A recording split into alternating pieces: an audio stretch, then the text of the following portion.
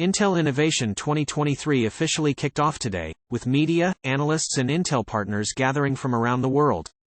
As always, the event started with a keynote from none other than Pat Gelsinger, Intel CEO. The running theme this year is undoubtedly AI, with Intel positioning itself to be a key leader in this rapidly growing computing segment.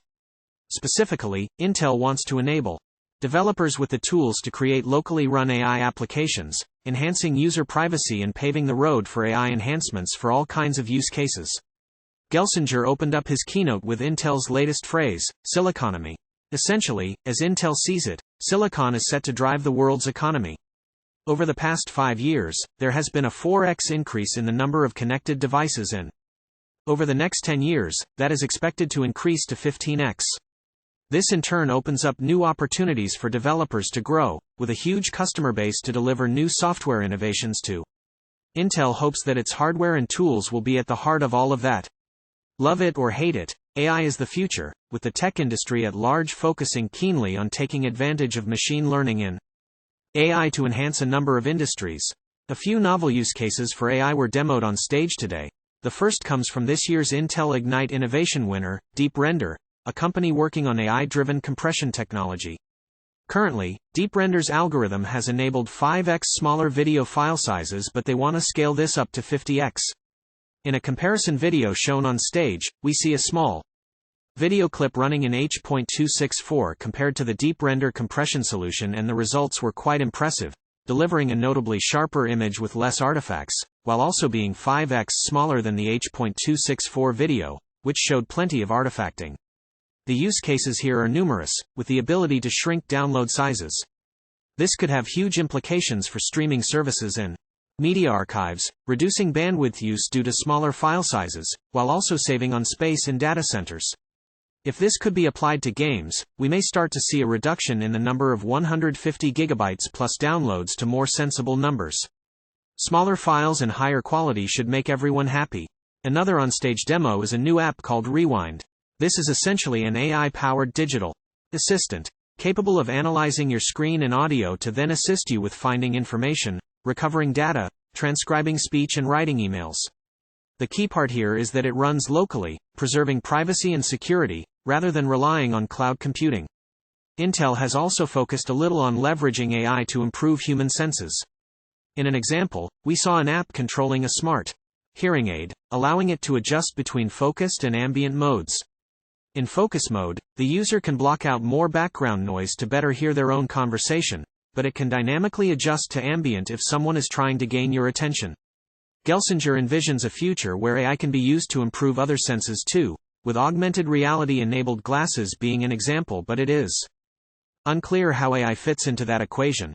Intel will be looking to usher in the age of the AI PC, with efficient chips that can run local AI-powered apps later this year, with the first Intel Core Ultra processors arriving in December. This will be the first chip to use the Intel 4 node, packing EUV, Foveros packaging, AI acceleration, Wi-Fi 7 and a hybrid architecture with new P&E cores. In a demo, an Acer representative came up on stage with one of the first Intel Core Ultra-powered laptops.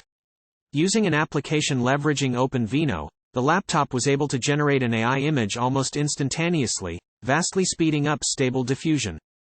Intel Core Ultra, Meteor Lake, is just the beginning though. Gelsinger and company also gave us our first look at Lunar Lake, which is still pretty far off on the roadmap, but Intel already has systems running with these chips in place. In a demo using Audacity, a Lunar Lake powered system was able to quickly generate a song, in the style of Taylor Swift. The lyrics were basically incomprehensible, but for a first demonstration, running locally on an efficient consumer-oriented system, it was a decent first showing. The Lunar Lake demo continued with text-to-image, leveraging AI through GIMP and OpenVINO to generate art at the click of a button. Looking ahead, Intel's Arrow Lake processors utilizing the Intel 20A node are on track, with silicon shown on stage today. In 2025, we will see Panther Lake, using the Intel 18A node, completing the company's mission of 5 nodes in 4 years. On the Xeon front, Emerald Rapids will be with us in just a matter of months. The new Gen Xeon chips will be launching in mid-December, but Intel already has its sights set on 2024, with next year's Xeon upgrade, codenamed Sierra Forest, to bring new hybrid cores. Development is progressing ahead of schedule.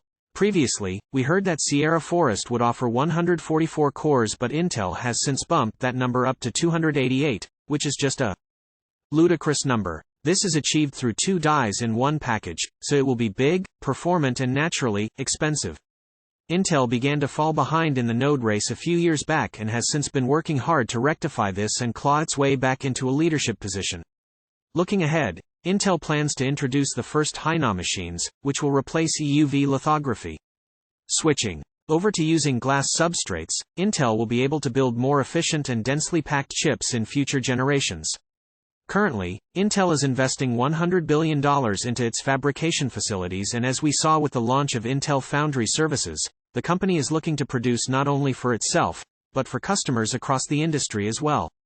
In a Q&A after the keynote, Gelsinger noted that while Intel and NVIDIA are competing in some areas, such as Intel's Gaudi AI accelerator versus NVIDIA's H100, they are still keen collaborators and partners in other areas. Gelsinger hopes that NVIDIA will eventually be a Foundry Services customer and adopt the UCIe Universal Chiplet design, which is catching on with support from over 120+ companies. All of this future-looking tech talk wouldn't be complete without touching on quantum computing. This is an area Intel has been working in for quite a while, but in a twist, Intel is using silicon qubits and is currently the only company to do so. If they can get this working, Intel could bring quantum-powered chips to the masses thanks to its ability to produce silicon on a huge scale. We're still some years off though, with Intel predicting quantum supremacy in the 2030s. In the gallery below you can see all of our photos from the presentation. You can find the VOD here.